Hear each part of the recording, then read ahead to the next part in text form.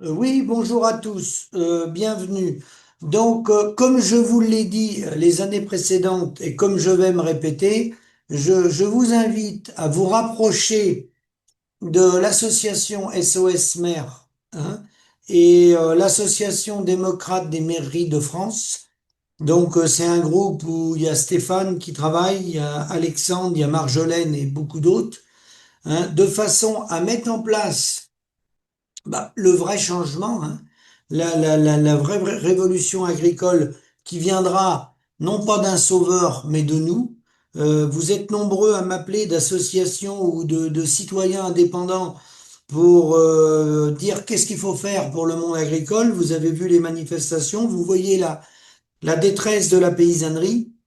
Eh ben, si vous voulez être le plus efficace, vous pouvez agir tous de chez vous par vos actes d'achat en revenant au maximum directement dans les exploitations, dans les AMAP, chez les producteurs, chez les marchés locaux et ensuite de vous rapprocher des élus, du maire de la commune pour leur mettre la pression pour qu'ils mettent en place le DICRIM, la directive intercommunale contre les risques majeurs, pour relocaliser l'alimentation, car ils en ont l'obligation de mettre en place des plans communaux de sauvegarde, mais il faut que ça se fasse main dans la main avec les agriculteurs et non pas avec les réseaux chambres d'agriculture qui travaillent avec la coopération agricole.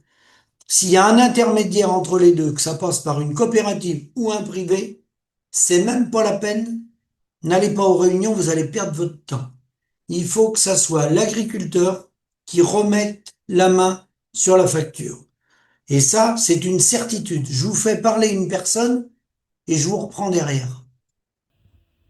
À Dole de Bretagne, les agriculteurs de la FDSEA viennent de contrôler un camion frigorifique. À l'intérieur, 22 tonnes de poulet en provenance du Brésil, destination finale, être revendu sous la marque Père Dodu. Et c'est là que j'ai trouvé une douille en faisant mes recherches.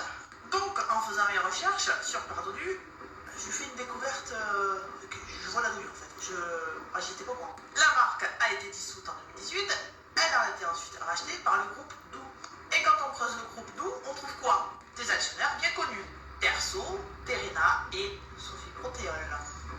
Sophie Protéol, je répète. Sophie Protéol, c'est la branche financière du groupe Avril. Et le président du groupe Avril, je le répète pour ceux du fond, c'est Arnaud Rousseau, le président de la FNSEA. C'est pas moi qui l'invente, toutes ces informations sont publiques, vérifiables et disponibles en ligne, notamment sur Wikipédia et d'autres sources ouvertes. Mais c'est pas fini. C'est pas fini. Il y a encore du caca. Aujourd'hui, les droits de douane sur le poulet importé sont environ à 3,5 euros le kilo. Avec le Mercosur, zéro droit de douane. Zéro. Donc concrètement, qu'est-ce que ça veut dire? Une porte grande ouverte aux importations massives, une concurrence totalement déloyale avec nos propres marques françaises et à la clé le déclin programmé de l'agriculture française. Pendant que nos agriculteurs crèvent, d'autres font voyager du poulet à l'autre bout du monde pour le vendre sous une marque française historique. Voilà la réalité. Et maintenant, plus personne ne pourra dire que vous ne savez pas. Donc, rebonjour, vous avez entendu, ça c'est pas une surprise et ça changera pas. Vous savez, même quand il y a des guerres, en ce moment il y a des guerres, on est en guerre d'ailleurs, on est en guerre économique, mais il y a des guerres dans des pays, le commerce s'arrête jamais, même quand il y a la guerre. Et même les ennemis entre eux se vendent de la marchandise.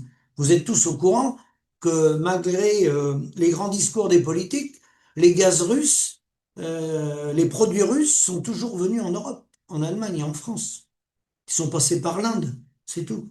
Et puis on a ramassé des taxes au passage. Donc tout ça est une vaste supercherie. Elle a parlé du poulet, bien sûr, le poulet, bah là, c'est la poule aux odeurs, parce que c'est le groupe Avril, où est Arnaud Rousseau, ex-Sophie Protéol, qui fait le business, mais il n'est pas le seul. Tout est généralisé comme ça. Et au-delà, bien au-delà du Mercosur qui sert à faire diversion, l'Ukraine, je peux vous dire, va nous faire beaucoup plus de mal encore que le Mercosur. Le poulet ukrainien vient déjà, et il va venir avec des entreprises de chez nous qui vont s'installer là-bas ou qui sont déjà installés là-bas. Donc, au-delà de tout ça, pendant qu'on discute du Mercosur, qui y aboutira, le Mercosur, ne vous faites pas d'illusions du tout là-dessus. C'est le rouleau compresseur du libre-échange sur la paysannerie. d'accord? L'assassinat de masse, du libre-échange, d'accord? Donc ça va être quoi pendant qu'on discute de tout ça et qu'on a manipulé les gens dans les manifestations? C'est l'accord Inde-Union européenne conclu, un accord de libre-échange, un de plus, qui réduit les droits de douane dans de nombreux secteurs. Entre l'Union européenne, vous avez vu que le commandement intégré de l'Union européenne, Ursula von der Leyen, a été signée toute seule, hein. On l'a tous mandatée, les 27 pays de l'Union européenne. On a tous élu cette personne-là, on a voté pour elle, faut croire, hein. Voilà, donc elle décide à notre place. Donc concrètement, c'est quoi avec l'Inde? C'est un traité de libre-échange de plus, hein. C'est des droits de douane qui vont en gros, de 36 à 150% aujourd'hui. Donc le but du jeu, c'est soit des réduire fortement, soit des supprimer. D'accord? Donc nous, qu'allons-nous vendre? On va vendre, toujours pareil, des vins, des spiritueux, hein. On va vendre à travers, par exemple, le groupe Cordier, une branche d'Invivo, cousin germain d'Arnaud Rousseau, pour environ, là, le montant n'est pas précisé. La bière, 80 millions d'euros, 81 millions d'euros. De l'huile d'olive, des produits laitiers, pour environ 100 millions d'euros. In vivo encore, nos industriels coopératifs. Du jus de fruits, par exemple LSDH, ceux qui font C'est qui le patron, ils font du jus de fruits. Les biscuits, les pâtes, les chocolats, que nous allons exporter vers l'Inde. Ça, on retombe sur des fonds Unigra, cousin germain de la FNSEA et d'Arnaud Rousseau, In Vivo aussi, les biscuits, les pâtes, les chocolats, de la viande transformée. Total des opérations, on risque d'exporter environ pour 1,3 milliard € 1,3 milliard d'euros. Ça représente 0,6% des exportations de l'Europe, c'est-à-dire rien du tout, mais c'est un produit, un prix d'appel pour faire baisser les prix. Voilà ce qu'on va exporter. Qu'est-ce qu'on va importer? Alors, on importe aujourd'hui, tenez-vous bien, pour 72 milliards de marchandises en provenance de l'Inde. Alors, bien sûr, c'est de l'industrie, c'est bon. L'agroalimentaire, c'est environ 4 milliards qu'on importe. Le but du jeu, c'est de mettre les droits de douane le plus proche possible de zéro pour qu'ils puissent nous ramener de la marchandise. Toujours le même principe, hein. Donc les importations, ce qu'on va importer, l'huile, 380 millions d'euros, le thé, le café, l'épice, 950 millions d'euros, venant de l'Inde, hein, donc. Fruits et légumes, 326 millions d'euros, des produits transformés, les cornichons. Je vous rappelle que ces gens-là ont effondré la filière cornichon en France depuis longtemps. Et de la viande ovine un peu, j'ai trouvé ça, avec une taxe de zéro pour les moutons. C'est vrai que les moutons, on n'est plus capable d'en produire chez nous, puisqu'on ne veut pas rémunérer les producteurs. Donc vous voyez, ça continue, le rouleau compresseur continue. C'est pour ça que je vous invite, ça c'est la partie qui cherche à faire baisser les prix en France, c'est des volumes minimes. Je vous invite aujourd'hui à consommer plus français, à revenir dans les exploitations, parce que ça coûtera pas plus cher si on est capable entre nous de serrer la main entre consommateurs et avec les maires des communes qui vont vouloir jouer le jeu. Sinon, avec les politiques qu'on a, vous arrêterez pas le rouleau compresseur. Donc le rouleau compresseur, un jour c'est l'Inde, le lendemain c'est l'Ukraine, le surlendemain c'est le Mercosur, le coup d'avant c'est le TAFTA, c'est le CETA. Ça n'a qu'un objectif, c'est pas les volumes forcément, mais ça n'a qu'un objectif, c'est de faire baisser les prix. Voilà. Et donc ça, tant que les consommateurs n'auront pas compris qu'il faut qu'on arrive à court-circuiter ces outils oligopoles industriels, vous avez vu l'exemple de la jeune femme, elle a très bien parlé, c'est organisé par nos industriels nous-mêmes, le groupe Avril. Et ils sont tous pareils. Vous pouvez prendre Invivo, vous pouvez prendre Lactalis, vous pouvez prendre Terena, vous pouvez prendre Agrial, vous pouvez prendre, peu importe, voilà, vous pouvez prendre LDC, hein, vous prenez le marché du veau, hein, les gens qui ont la main sur le marché du veau, les deux Hollandais Denkavit et Vendry, c'est les leaders européens. Ils sont en Italie, en Espagne, au Danemark, en Hollande, en Belgique, hein.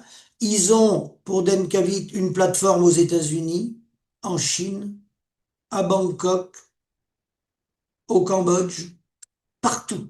Donc, c'est des oligopoles qui se sont financiarisés et qui, bien sûr, sont main dans la main avec, pas Emmanuel Macron, mais avec les partis politiques. C'est pas le parti d'Emmanuel Macron. Ils sont main dans la main avec les partis politiques. Donc, la seule chose pour contourner ça, c'est de relocaliser chez nous, travailler du consommateur au producteur, voilà, hein. Et là, à partir de là, ce que vous allez, par vos actes d'achat, c'est vous qui allez freiner ça. Alors, la question, est-ce que c'est plus cher? Eh ben non, parce que vous voyez, sur les œufs, les industriels payaient les œufs en conventionnel 8 centimes, voire moins de 8 centimes. Aujourd'hui, ils vont monter à 9 centimes d'œufs payés aux producteurs, certains 9,5, mais beaucoup 9,2. Pour qu'un agriculteur puisse vivre, faudrait 11 centimes pour se rémunérer un peu et amortir le bâtiment. Et moi, j'ai rencontré un agriculteur dernièrement qui a monté son petit outil de transformation, hein, d'accord? Et lui, les œufs, il les revend 32 centimes l'œuf. Voilà. 32 centimes. Vous faites le calcul, la douzaine de 6 œufs, ce que ça fait, et vous regardez le prix que vous les trouvez dans les magasins aujourd'hui. Vous regardez. Vous les trouvez à 3,20 €, 3,30 €, les 6, 3,40 €, hein? Et ils l'ont payé 8 centimes ou 9 centimes l'œuf à l'agriculteur. Et l'exemple que je viens de vous prendre, c'est le même pour la production laitière avec le lait, c'est le même avec la viande bovine, c'est le même avec le lapin, c'est partout comme ça. Donc, tant qu'on ne sera pas capable de court-circuiter ça, hein, c'est pas la peine d'aller manifester, on se fait plaisir, on se fait plaisir. Il y a 50 ans qu'on fait ça, mais le problème, le cœur du sujet, il est là. Il est là. Et là, ça représente plus que le revenu des paysans. Parce que là, quand vous parlez de 8 centimes sur l'œuf ou de 11 centimes, 3 centimes de plus de l'œuf, c'est déjà énorme pour un producteur. Mais quand vous les vendez vous-même, comme mon copain que j'ai rencontré dernièrement dans le Morbihan, vous voyez, quand on court-circuite les intermédiaires, 32 centimes, il n'y a pas photo. Donc ce modèle-là, il a été monté après-guerre. Il a été consolidé par les partis de gouvernement, droite comme gauche, en cogestion avec la FNSEA, qui est la France Nouvelle sans exploitants agricoles. Et puis il a été concentré, c'est pareil dans les autres pays, pour nous mettre en compétition entre nous, alors que les échanges au niveau mondial en valeur, c'est 1900 milliards de dollars, beaucoup moins que le produit intérieur brut de la France. Mais ces échanges qui sont faits, vous voyez, 0,6% de l'UE, un petit pourcent du Mercosur, une petite partie de l'Ukraine, sont destinés à combler ce qu'on n'est pas capable de produire chez nous, puisque nous, on est dans un effondrement, nous comme les Belges, comme les Italiens. Hein.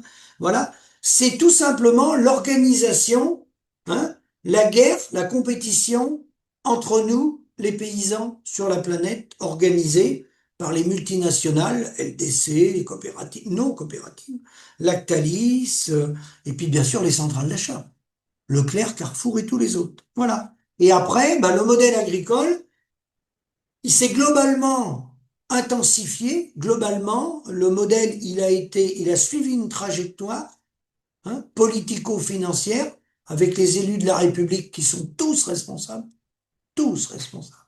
Hein. Et donc ils l'ont orienté vers qu'un seul modèle pour faire des bénéfices le plus important possible, du profit à l'agroalimentaire et l'agro-industrie. Et je terminerai ma vidéo par là, ça se résume par trois, quatre chiffres. Le chiffre d'affaires des produits vétérinaires en France, 2,5 milliards. Le chiffre d'affaires des phytosanitaires, 2,5 milliards. Le chiffre d'affaires des semenciers, à peu près 4 milliards. Le chiffre d'affaires du machinisme agricole, de 8 à 9 milliards, suivant les années, suivant comment ils vendent.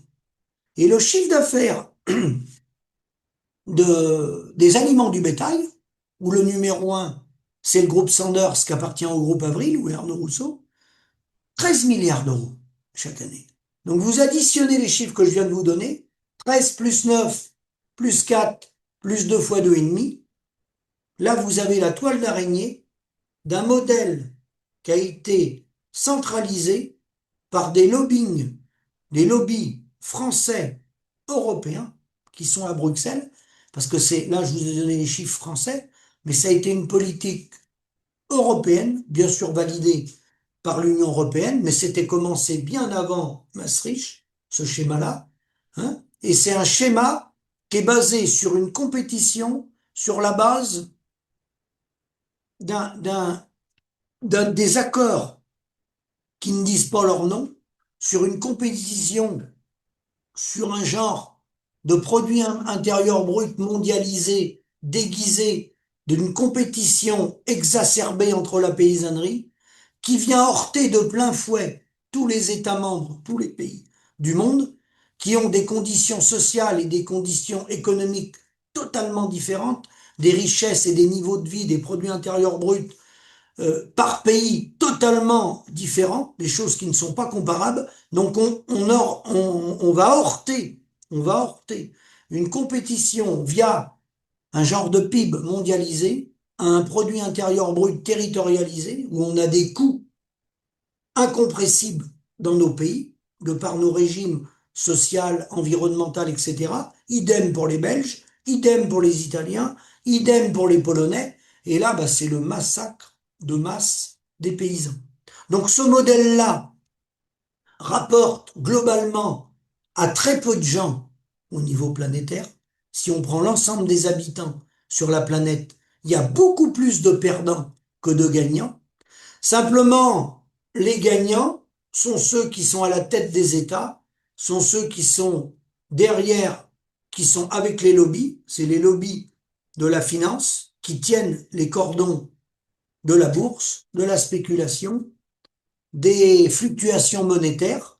Et donc, pendant ce temps-là, ben, les petits soldats et les soldats de réserve, ils essayent de tenir dans les fermes à bout de force des outils qui ont été montés par nos parents et nos grands-parents et qui, de décennie en décennie, voient un endettement augmenter par tête de travailleur, une rentabilité baisser, des conditions sociales se dégrader, des suicides toujours en masse et aucun signal politique de qui que ce soit. Donc, de grâce, prenons-nous en main partout où c'est possible, parce qu'il y a beaucoup d'endroits où c'est possible.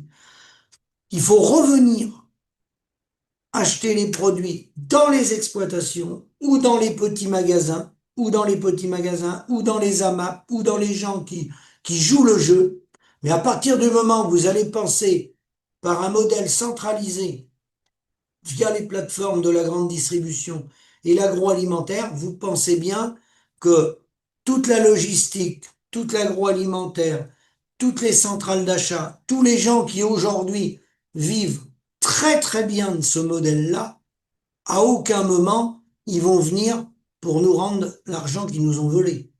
Je pense que ça leur vient même pas à l'esprit. Donc ils vont aller jusqu'au bout du modèle, jusqu'au bout, jusqu'à temps qu'il s'écroule. Je vous remercie. À bientôt.